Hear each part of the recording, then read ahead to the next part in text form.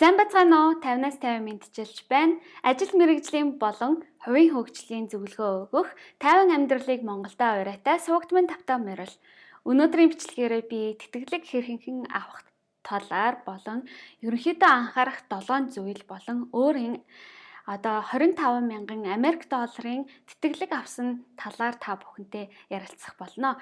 Тийм учраас хэрвээ та тэтгэлэг авах гэж байгаа бол хаанаас юунаас эхлэх ямар шалгууруултыг хангах ёстойг мэдхийг хүсэж байвал бичлэгээ дуустал нь үзээрэй. Юуны өмнө бичлэгийг минь үзэж сэтгэгдлээ үлдээж намайг дэмждэг та бүхэндээ маш их баярлалаа гэж хэлье. Ингээд хамгийн сүүлийн бичлэг дээр минь үлдээсэн сэтгэгдлүүдийг би онцлон орууллаа. Хэрвээ та ч гэсэн өөрийнхөө сэтгэгдлийг дэлгэцэн дээр харуулахыг хүсэж байвал сэтгэгдлээ доор үлдээж оруулаарай. За хамгийн эхлээд нэг анхаарах зүйл нь юу вэ гэхээр тэтгэлгийг та хайж олох хэрэгтэй. Instagram дээр би тэтгэлгийн талаар би бичлэг хийх гэж байгаа. Ямар асуултуудыг асуумаар байна гэдгсэн чинь би тэтгэлэг авч болно гэж үү? Тэтгэлэг байгаа мó? Яг энэ цаг үед тэтгэлгүүд байгаа юм уу гэсэн асуултуудыг ирүүлжсэн. Та бүхэн энэ мэдээллийн 90-100-д Google дээр ороод тэтгэлэг хайх юм бол маш их гайхах болно. Яагаад вэ гэхээр маш олон төрлийн тэтгэлгүүд бол байдаг. Засгийн газрын тэтгэлэг, олон улсын байгууллагын тэтгэлэг, байгууллагуудын тэтгэлэг, сургуулиас нь олгодог тэтгэлэг, хөгжлийн сангаас өгдөг тэтгэлэг гэд маш олон төрлийн тэтгэлгүүд байгаа. Хамгийн гол нь та өөрөө ороод хайх хэрэгтэй. Миний хувьд ч гэсэн 25 мянган Америк долларын тэр тэтгэлгийг авах ганц сэтэл маань яаж үүссэн бэ гэхээр би ээж маань найзтайгаа ийм тэтгэлэг байдаг гэж байна гэд ярьж авах үед нь сонсчоод би 12 таа яг би тэрийг сонсч байсан. Тэгээд яг 14 настайдаа тэр тэтгэлгийн зарыг гаргахад би хайж хүлээж байгаад сонингийн хайчилбарыг би аваад хадгалчихсан байгаа. Энэ сонин дээр гарсан зар дээрээс би шалгууруудыг давж энэхүү 25 мянган Америк долларын үн бүхий тэтгэлгийг авсан байгаа. Тэгэхээр та ч гэсэн тэтгэлэг авах боломжтой. Маш олон төрлийн тэтгэлэг байгаа. Хамгийн гол нь та хайж тэрийг үзэх хэрэгтэй. Боломж болцоо маш их байгаа. Гол нь хайх хэрэгтэй. Бүх зүйлийг интернет байна, гар утас байна. Хай. Сургуулийнхын цахим хуудаснаас нь сонин сэтгүүлээс байх боломжит бүх суугуудаас тэтгэлгийн талаар хайж судлаарай. Хэрвээ та надтай шууд холбогдсон асуултуудаа асуухыг хүсэж байвал Instagram дээр 50-аас гэд хаягаар хандаж надаас асуултуудаа асуугаарай. Хоёрдугаарт нэг анхаарах зүйл нь юу гэхээр энэ бас миний Instagram дээр асуусан асуултуудын нэгд орсон. Энэ юу вэ гэхээр ямар шаардлагуудыг тэтгэлгүүдэд байдаг юм бэ? Тэгэхээр хэрвээ та эхний нэгдүгээр хайлтыг хийгээд судалгаагаа хийх юм бол тэтгэлгийн ерөнхий шаардлагуудын талаар ерөнхий ойлголтыг бол олж авна. Тэтгэлгүүдийн ерөнхий шаардлагууд нь бол төрөл төрлөөсөө хамаарат янз бүрийн өөр төрлийн тэтгэлгүүд байгаа. Ихэнх тэтгэлгүүдийн түгээмэл нэг тэтгэл нь юу гэхээр ямар нэгэн зүйлд сайн байдаг ч юм уу тэр нь бүжөг, тоо, англи хэл юу ч байж болно. Тэгээд тэр тухайн нэг салбартаа тэр чиглэлээрээ амжилт гаргасан хүмүүст олгодог тэтгэлэг байдаг. Бас өөр төрлийн тэтгэлгүүд ч гэсэн бас байдаг. За миний энэ авсан 25 мянган долларын энэ тэтгэлэг маань 10 жилийн солилцооны хөтөлбөрийн 100% тэтгэлэг байсан байгаа. Тэгээ энэ тэтгэлгийн маань тавигдах шаардлага нь 5 нөхцөл тэгээ 3 төрлийн бичиг баримтуудыг бол бүрдүүлэх ёстой байсан байгаа юм байна. Тэгээд энэ хамгийн нэгдүгээр тавигдах шаардлага нь 15 нас хүрсэн Монгол улсын иргэн байна. 10 жилийн сургалтаа сургуулийн 8 дугаар анги, 11 жилийн сургалттай сургуулийн 9 дугаар ангид суралцж байгаа. 3 дугаарт нь англи хэлний зохих мэдлэгтэй сайнаас доошгүй дүнтэй суралцдаг байх. 4 дугаарт нь гадаад улс их орныхоо нэр төрийг өндөрт авч явах. Орчиндөө дасан зохицох хүмүүстэй илдэг харьцах чадвартай байх гэсэн. Тэгээд хөтөлбөрт оролцсоныхаа дараа нутагтаа буцан ирж Эх орондоо соёлын солилцоог бол бий болгоно гэсэн үндсэн шалгуурууд байна. Энэ тэтгэлгийг аваад би маш их зүйлийг сурч мэдсэн учраас би чин сэтгэлээсээ та бүхэнд хэрэгтэй зүйлийг хуваалцаж нийгэмдээ хувь нэмэр оруулах зорилгоор өөрийнхөө бичлэгүүдийг бол хийдэг байгаа. Тийм учраас миний сувагт та лайк болон subscribe хийж өөртөө хэрэгтэй мэдээллүүдийг олж авч надтай холбогдоорой. Тавигдах шаардлагыг би үргэлжлүүлэн уншихад бүрдүүлэх материалын хувьд сурагчийн сургуулийн захиргаагаар баталгаажуулсан ер нь бол сургуулийн дүнгийн хуулбар байсан байна. Хоёрдугаарт нь гэр бүл, найз нөхөд болон өөрийн хүсэл сонирхол, санаа бодлыг илэрхийлэн бие даан англи хэл дээр бичсэн зохион бичлэг 750-аас 1000 үгтэй байх. Сургуулийн болон англи хэлний багшийн тодорхойлт гээд ийм 3 бичиг баримтыг бүрдүүлэх шаардлагатай байсан юм байна. За энэ дээр миний хувьд бол яг энэ тэтгэлгийг би аваад явсан их сургуультай би дараа нь 4 жилийн турш бол тэтгэлгүүдийг бас өөр төрлийн тэтгэлгүүдийг бол авч байсан. Тэтгэлгийн шаардлагууд бол төрөл төрлөөсөө хамаарат янз бүр байдаг. Спорт, урлагийн чиглэлийнх бол мэдээж шалгуур үзүүлэлтүүд нь бол өөр байна. Миний саяны энэ солилцооны хөтөлбөрийн сорсын сангаас авсан тэтгэлгийн хувьд бол тэтгэлгийн шалгуурууд нь бол тийм ч хэцүү зүйлс бол байгаагүй. Нэгдүгээрт Монгол улсын иргэн байх. Би Монгол улсад төрж өссөнийхөө хувьд энэхүү тэтгэлгийн хамгийн нэгдүгээр шаардлагыг хангаж байна гэсэн. Тэгэхээр олон улсын болон засгийн газраас олгож байгаа тэтгэлгүүдийн нэг давуу тал нь тухайн улс юм уу мужид аймагт төрснийхөө хувьд та тэрхүү тэтгэлгийг авах тийм боломж нөхцөл болцоогоо шууд бүрдүүлдэг гэсэн үг. Тэгэхээр тэтгэлийг хайж явах явцдаа би энийг авч чадахгүй байх вэ гэсэн айцаа голн та нарт аваад шаардлагуудыг нь ол сайн уншиж, танилцж, бичиг баримт бүрдүүлэх юмнуудыг нь сайн бүрдүүлж байгаарай.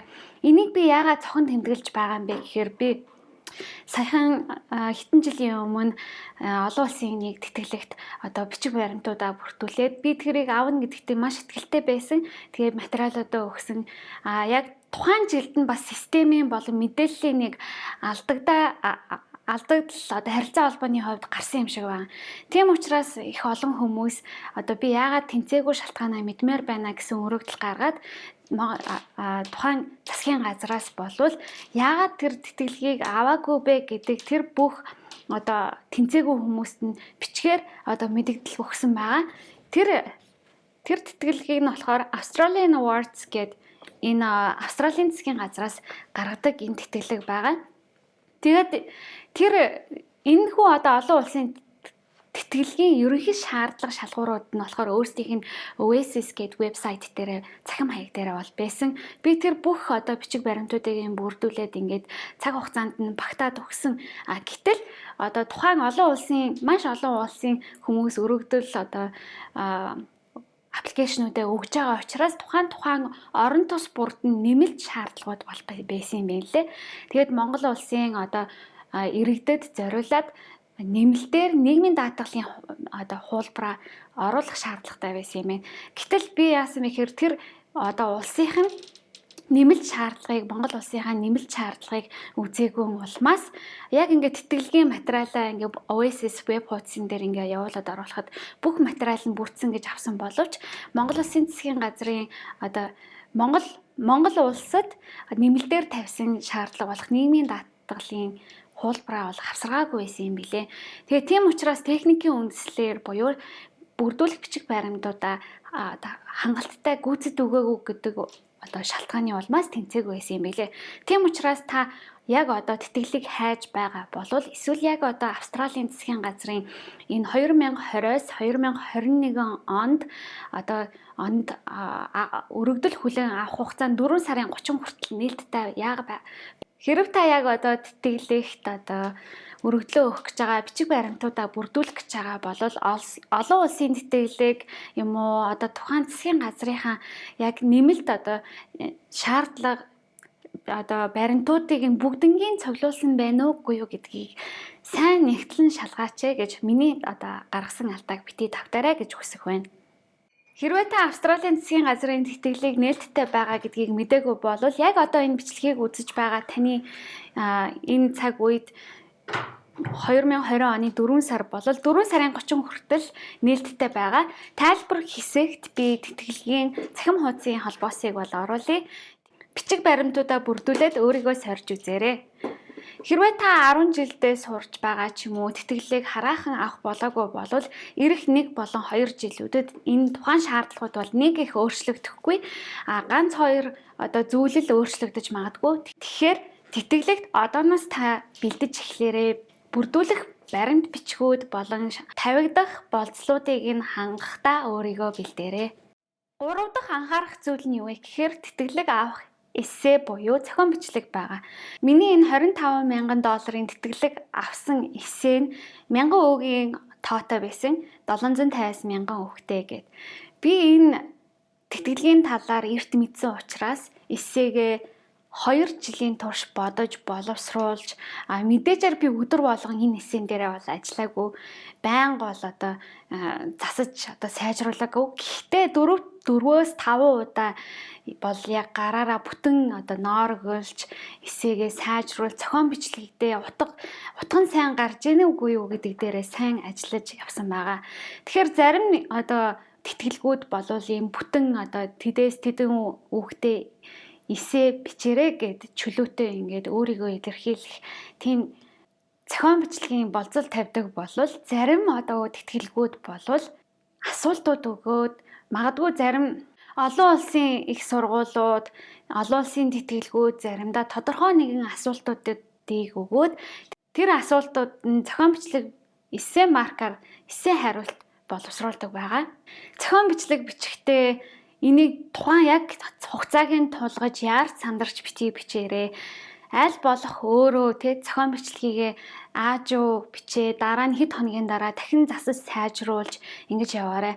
Миний дэмжиж гишүүн нь байдаг цахим өртөө холбоо төрийн бас байгууллагаас зарлаад явуулсан тэтгэлгийн хөтөлбөрт Монгол угсаатны оюутнууд дэлхийд даяар тархан суугаа монголчуудаас өргөдлөө өгж явуулж ирсэн. Тэр дундаас уйгуржин монгол бичгээрээ өөрийнхөө зохион бичлэгийг бичиж ирүүлсэн оюутан залуусууд тэдний зохион бичлэгийг их хэлээрээ бичсэн байгааг харахад өөрсдийнхөө өв соёлыг марталгүй үргэлжлүүлэн авч явж байгааг харахад үнэхээр сайхан байсан.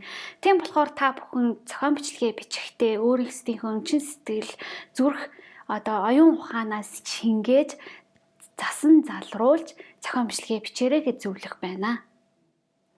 Та бүхэн сонирхож байж магадгүй 25,000 Америк долларыг 1 жил оюутны солилцооны хөтөлбөрт зарцуулна гэж гайхаж байж магадгүй. Тэгвэл би яг энэ 25,000 Америк доллар гэдэг үнэлгээг хаанаас гаргаж ирээд байгаагаа хуваалцъя. Хамгийн нэгдүгээрт оюутны солилцооны хөтөлбөр маань өөрөө жилийн 10,000 Америк долларын төлбөрийн хураамжтай байдаг юм байна. Энэхүү үнэлгээнүүдээ би хуваалцахдаа өнөөгийн үнэлгээгээр хуваалцаж байгаа гэдгийг ойлгоорой. 2 дахь том зардал нь болохоор байр хоолны зардал байгаа. Зочин гэр бүл байрлахад юм уу эсвэл бол байр түрээслээд байхад бол сарын $1200 буюу жилийн $12,000 болох тийм өртөгтэй байгаа. 3 дахь том зардал нь бол нислэгийн тийз байгаа. Хоёр талдаа энгийн нислэг Америк руу ирээд буцах зардал нь $2,000 байгаа. Мөн би сар бүр гарын мөнгө буюу өөртөө зарцуулах стипенд тэтгэмж мөнгийг бол авч байсан. Сар болгон миний санаж байгаагаар $100 байсан. Тэгэхээр жилдээ $1,200 би бол гар дээрээ бэлнээр авсан гэсэн үг. Энэ бүгдийг ингээд нийлүүлэхэд $25,200 болж байгаа. Гэхдээ би цохон тэмдэглэх зүйл нь юу вэ гэхээр миний 1 жилийн солилцооны хөтөлбөрийн тэтгэлэг маань өөрөө 100% төлбөр тэтгэлэг байсан учраас миний зүгээс ямар ч зардал мөнгө бол гараагүй. Бүгдийг сорсын сангаас нээлттэй нийгэм хүрээлэнгээс гаргасан.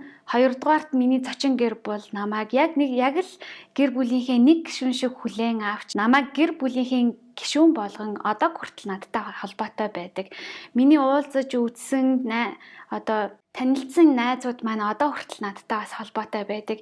Энэ бүгдийг би харж үзсэн зүйлээ ямар ч мөнгөөр бол үнэлж баршгүй зүйлсийг би суралцаж, танилцаж мэдсэн. Монгол улсынхаа талаар, Америк улсын талаар ч гэсэн танилцаж сурч мэдсэн. Тийм учраас би найзуудаа одоо өөрсдийнхөө дүүнартаа зөвлөгөө өгтөө.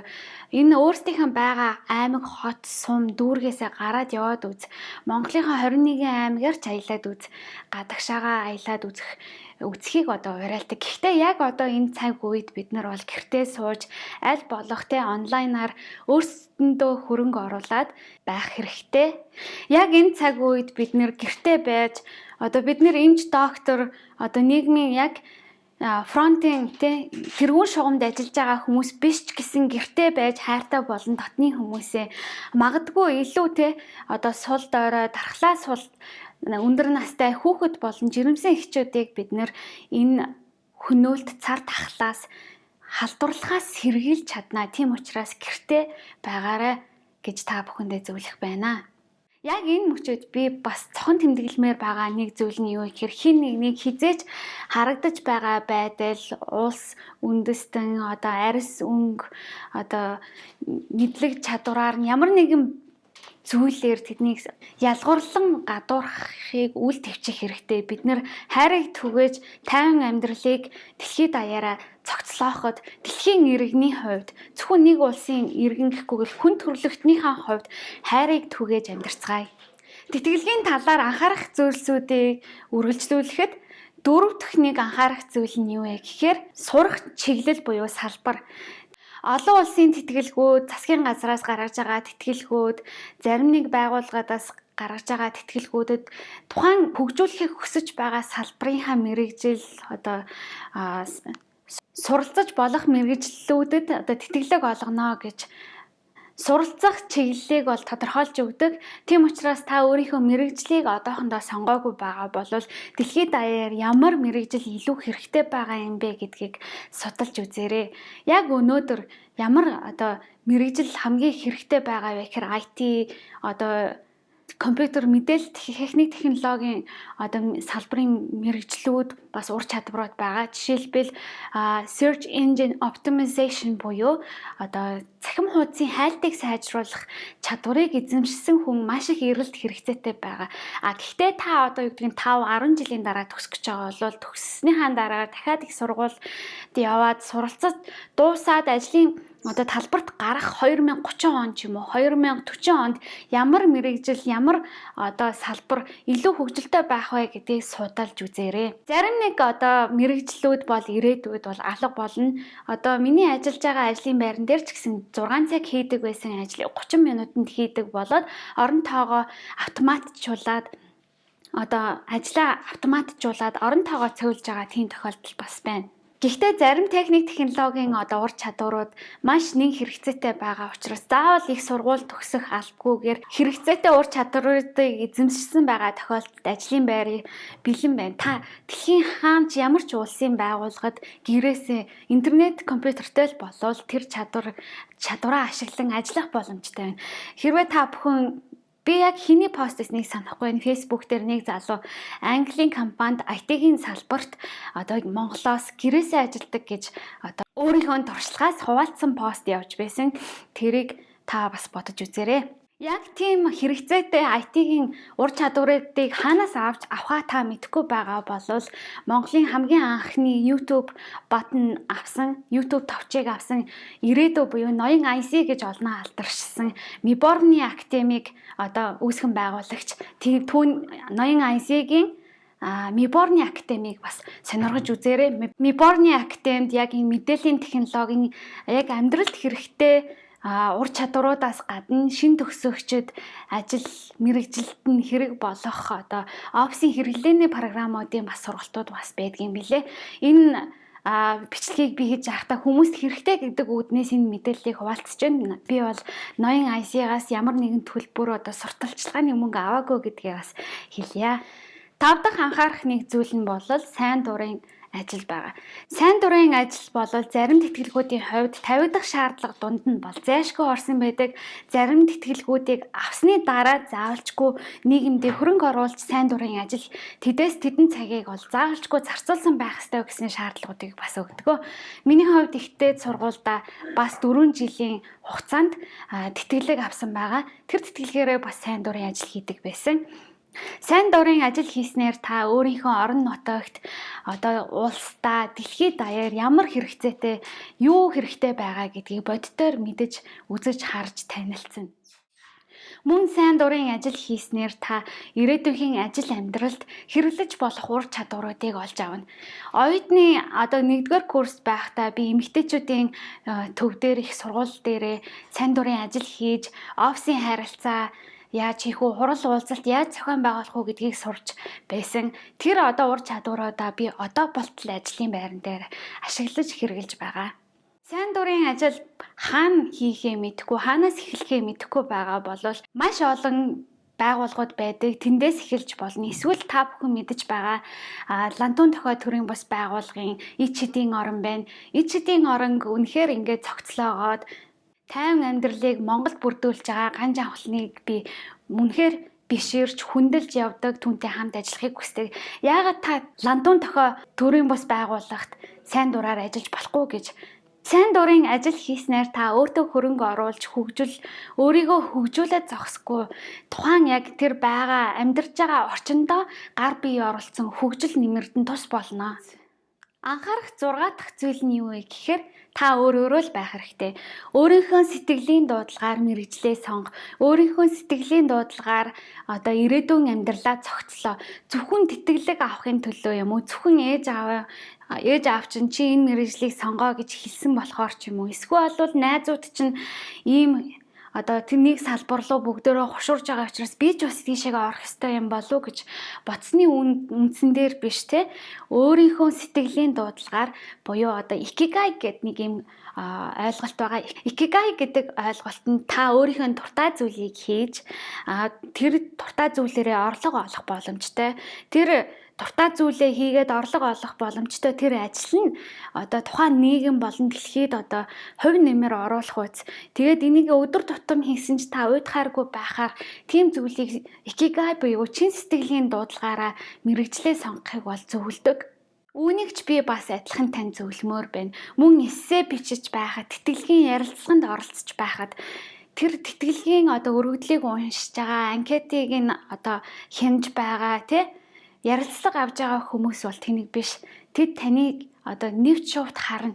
Та чин сэтгэлээсээ энэ тэтгэлгийг авах өргөдөлд эссенд хандаж байна уу? Энэ ярилцлаганд та чин сэтгэлээсээ оролцож байна уу гэдгийг харна. Хэрвээ та чин сэтгэлээсээ амьдрахгүй бол ямар ч хэмжээний мөнгө одоо тэтгэлэг бол аз жаргалтай болохгүй. Тийм учраас та өөрөөрөө байгаарай гэж тань зөвлөё.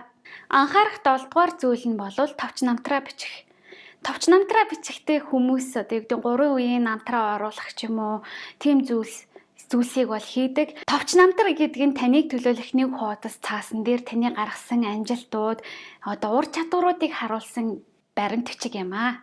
Хэрвээ та товч намтраа бичихтэй хаанаасаа эхлэх, яаж бичих талаар мэдгүй байгаа бол миний товч намтар хэрхэн бичих талаар бичлэгийг үзээд энэ тайлбар хэсэг дээр байгаа товч намтрын үнгүү загвар бэлтгэсэн байгаа. Тэрийг одоо даунлод хийж аваарай. Хэрвээ та товч намтар бичлэгийг маань үзээд загварыг нь ашиглаад бас л хаанаасаа эхлэх, яаж бичих талаар мэдгүй байгаа бол та надаас ганцаарчилсан зөвлөгөөг авахыг хүсэж байвал Banana Mall аппликейшны ментор хэсгээс орж аваарай. Эсвэл Banana Mall аппликейшн байхгүй бол миний Facebook хуудсан дээрх холбоосоор нэг цагийн ганцаарчилсан зөвлөгөөг авч болно. Бичлэгийг маань дуустал нь үзсэн та бүхэндээ маш их баярлалаа. Хайртай болон дотны хүмүүстэй хэрэгтэй хүмүүст нь энэ бичлэгийг түгээж like and share хийгээрэй. Тайван амьдралыг Монголдо дараалцлаа баяртай.